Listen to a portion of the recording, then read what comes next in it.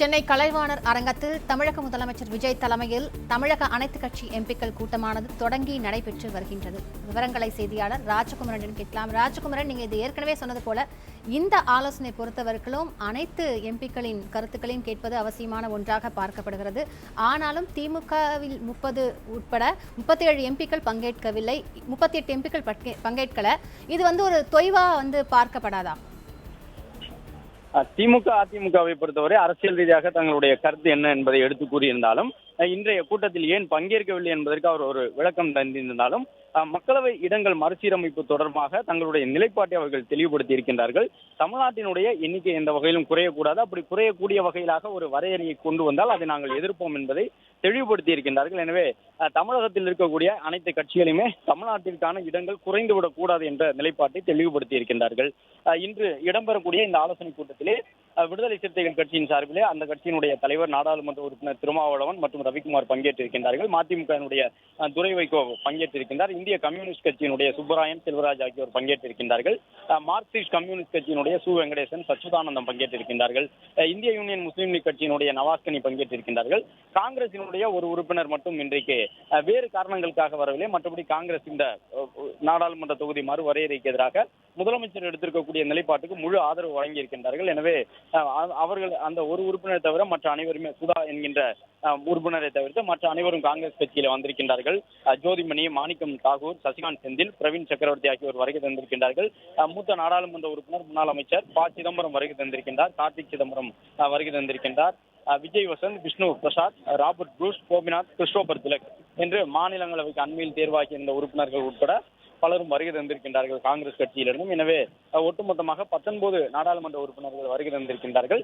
திமுக அதிமுக ஆகிய 2 முக்கிய கட்சிகள் இன்றைய கூட்டத்தில் பங்கேற்காமல் புறக்கணித்திருந்தாலும் கூட அவர்கள் தங்களுடைய நிலைப்பாட்டை தெளிவுபடுத்தி இருக்கின்றார்கள். தமிழ்நாட்டினுடைய பிரதிநிதித்துவத்தை குறைக்கும் வகையிலாக எந்த வரையறை கொண்டு வந்தாலும் அதை நாங்கள் ஏற்றுக்கொள்ள மாட்டோம் என்று தெளிவுபடுத்தி இருக்கின்றார்கள். ஏற்கனவே பாஜகவும் கூட அதே போன்ற ஒரு கருத்தை தமிழக பாஜக தரப்பில் கூறியிருந்தார்கள். தமிழ்நாட்டினுடைய எண்ணிக்கை குறைந்துவிடக் கூடாது என்று சொல்லியிருந்தார்கள். ஆனால் பாஜகவை பொறுத்தவரை இல்லாத ஒன்றை சொல்லி எதிர்க்கட்சிகள் இந்த விஷயத்தை நகர்த்தி செல்லுகின்றார்கள் என்பதை போன்ற ஒரு கருத்தை சொல்லியிருந்தார்கள். அதாவது எந்த ஒரு இடத்திலும் மக்கள் தொகை எண்ணிக்கை அடிப்படையிலே நாங்கள் தொகுதிகளை உயர்த்தவோ குறைக்கவோ போகின்றோம் என்று மத்திய அரசு சொல்லவில்லை. மத்திய அரசினுடைய நிலைப்பாடு 50 விழுக்காடு அளவிற்கு மொத்த இடங்களை அதிகரிப்பது.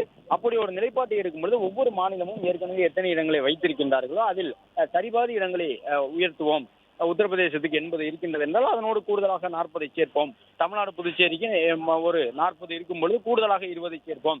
எனவே இப்பொழுது 543 என்பதில் எத்தனை சதவீத இடங்கள் ஒவ்வொரு மாநிலத்திற்கும் இருக்கின்றனவோ அந்த இடங்கள் உயரப்போவதும் இல்லை, குறைய போவதும் இல்லை. அதே விகிதாச்சார அளவிலே அந்த இடங்களின் இடங்கள் தொடரும் பர்சன்டேஜ் அடிப்படையிலே மொத்த இடங்கள் வேண்டுமானாலும் அதோடு சேர்த்து அதிகரிக்கலாம். தமிழ்நாட்டுக்கு 39, 59 அதிகரிக்கக்கூடும்.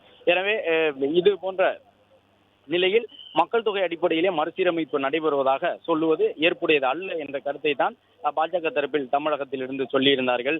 ஒரு சில நேரங்களில் இந்த விஷயத்தை ஆதரிக்க வேண்டும் என்ற கருத்து முன்வைக்கப்பட்டிருக்கின்றது. ஏனென்றால் தமிழ்நாட்டில் எல்லாம் ஒரு சில மாவட்ட தலைநகரங்கள் பெயரில் கூட இன்னும் மக்களவை இடங்கள் இல்லாமல் இருக்கின்றன. கடந்த காலங்களில் மறுசீரமைப்பு செய்யப்பட்ட பொழுது புதுக்கோட்டை நாடாளுமன்ற தொகுதி எல்லாம் இழக்கப்பட்டிருந்தது. புதுக்கோட்டை நாடாளுமன்ற தொகுதியாக இல்லாத ஒரு சூழ்நிலை 2009 முதல் இருந்து வந்தது. அதே போன்று தமிழ்நாட்டில் ஒரு சில மாவட்ட தலைநகரங்களுக்கு மக்களவை இடங்கள் இல்லாத நிலை இருக்கின்றது. எனவே அவற்றையெல்லாம் கருத்தில் கொண்டு பார்க்கும் பொழுது ஒவ்வொரு மாவட்டத்திற்கும் குறைந்தபட்சம் ஒரு மக்களவை இடம் கிடைக்க வேண்டும் என்றால் தற்போது தொகுதிகள் மறுசீரமைப்பு செய்யப்பட வேண்டும். மக்கள் தொகை அதிகரித்ததற்கு ஏற்ப தொகுதிகளின் எண்ணிக்கையை உயர்த்துவது அவசியம். ஏனென்றால் ஒவ்வொரு மக்களவை தொகுதிக்கும் இவ்வளவுதான் நிதி என்று இருக்கின்றது. அந்த நிதியை வைத்துக் கொண்டு மக்களவை உறுப்பினர்கள், எம்பிக்கள் தொகுதி மேம்பாட்டு நிதியிலிருந்து அனைத்து மக்களும் பலனடையக்கூடிய விதமாக எந்த ஒரு சீர்திருத்தையும் செய்ய முடியாது. எனவே கிட்டத்தட்ட ஒரு 6 சட்டப்பேரவை தொகுதிகள் தமிழ்நாட்டை எடுத்துக்கொண்டோம் என்றால் 6 சட்டப்பேரவை தொகுதி. மற்ற மாநிலத்திற்கெல்லாம் இந்த எண்ணிக்கை மாறும். ஒரு சில மாநிலத்தில் எல்லாம் 5 இருக்கும். இந்த மக்களவை சட்டப்பேரவை தொகுதிகளின் எண்ணிக்கை 5 இருக்கும். ஒரு சில மாநிலங்களில் 6க்கும் கூடுதலாக கூட இருக்கும். தமிழ்நாட்டை பொறுத்தவரை 6 சட்டப்பேரவை தொகுதிகளுக்கு ஒரு மக்களவை இடம் என்று இருக்கின்றது.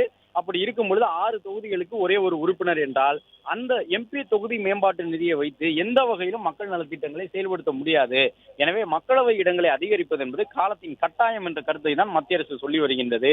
அது மட்டுமல்லாமல் ஒரு சில மாநிலங்களில் இந்த தொகுதி எண்ணிக்கை மாறுபட்டாலும் தமிழ்நாட்டிற்கு 6 சட்டப்பேரவை தொகுதி என்றால் ஒரு மக்களவை இடம், ஒரு எம்பி தொகுதி என்றால் ஒரு சில மாநிலங்களில் இந்த இந்த எண்ணிக்கை சற்று குறையக்கூடும்.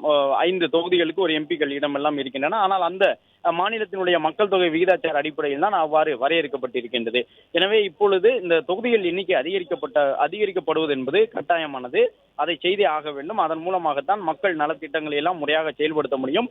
இப்போது இருக்கக்கூடிய எண்ணிக்கையிலே ஒரு 6 சட்டப்பேரவை தொகுதியிலே கிட்டத்தட்ட 50 லட்சத்துக்கும் மேற்பட்ட மக்கள் எல்லாம் வசிக்கக்கூடிய ஒரு சூழ்நிலை இருக்கின்றது. அப்படி இருக்கும் பொழுது இந்த சராசரி மக்கள் தொகைக்கு கிட்டத்தட்ட இன்னும் ஒரு 20-30 இடங்கள் தமிழ்நாட்டில் அதிகம் இருந்தால்தான் மக்கள் நலத்திட்டங்களை செயல்படுத்த முடியும். எம்பிக்கள் தொகுதி மேம்பாட்டு நிதியிலிருந்து பிளே ஸ்டோர் மற்றும் ஆப் ஸ்டோரில் இருந்து பாலிமர் செயலியை QR கோடு மூலம் பதிவிறக்கம் செய்யுங்கள். செய்திகளை உடனுக்குடன் பெறுங்கள்.